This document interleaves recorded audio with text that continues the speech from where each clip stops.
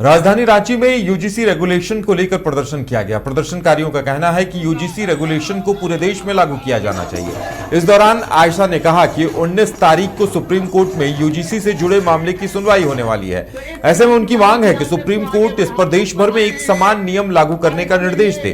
वहीं प्रदर्शन कर रहे लोगों ने कहा कि कॉलेज और यूनिवर्सिटी में आज भी जातिवाद की समस्या बनी हुई है, जिसके कारण एससी ओबीसी समाज के कई छात्र मानसिक दबाव में आकर गलत फैसले लेने को मजबूर हो जाते हैं। प्रदर्शनकारियों ने चेतावनी देते हुए कहा कि अगर उनकी मांगें नहीं मानी गई तो आने वाले वक्त में पूरे देश में बड़ा आंदोलन किया जाएगा।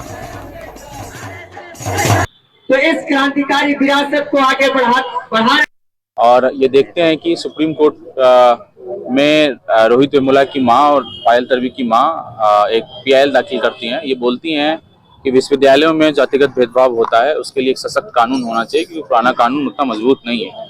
सुप्रीम कोर्ट यूजीसी को बोलती है कि आप बेहतर कानून बनाइए। यूजीसी एक कानून लेकर के आती है जिसको हम लोग यूजीसी रेगुलेशन 2026 के नाम से जानते हैं। और उसके बाद देश भर में सामंतवादी मानसिकता के लोग, मनोवादी मानसिकता के लोग सड़कों पर प्रदर्शन करते हैं। छिटफुट प्रदर्शन होता है, कोई बहुत बड़ा प्रदर्शन नहीं है। और उसके बाद सुप्रीम कोर्ट उस दबाव में आकर के ये बोलती है कि उस कानून से जाति खत्म नहीं होगा, जाति बढ़ेगा, इसलिए हम कानून पर रोक लगाते हैं। लेकिन हमारी ये मांग है कि उस कानून को रोहित एक्ट के तर्ज पर लागू किया जाए। और ये कोई यूजीसी रेगुलेशन यूनिवर्सिटी कैंपसेस में जो जातिगत भेदभाव को रोकने के लिए लाया गया था, ये कोई खैरात में सरकार ने नहीं दिया था, एक लंबे संघर्षों का परिणाम था। जेएनयू वाइस चांसलर ने एक बयान दिया था कि जो इस देश में दलित हैं, वो पीड़ित मानसिकता के हैं, वो हमेशा विक्टिम कार्ड खेलते हैं। उसको लेकर के हम लोगों ने, जो मिनिस्ट्री ऑफ एजुकेशन ने वाइस चांसलर बनाया था यूनिवर्सिटी को, हम लोगों ने घेराव का कॉल दिया था। और उस दिन हमारे यूनिवर्सिटी का ताला बंद कर देता है और उसको हम लोग ताला को तोड़ते हैं। उसके बाद दिल्ली पुलिस हम लोग को 50 लोग डिटेन करता है और उसमें 14 लोगों को तिहाड़ जेल में डालता है। तो हम लोग जो 14 लोग हैं, आज सारे 14 लोग देश के सारे शहरों में हम लोग उतरे हैं।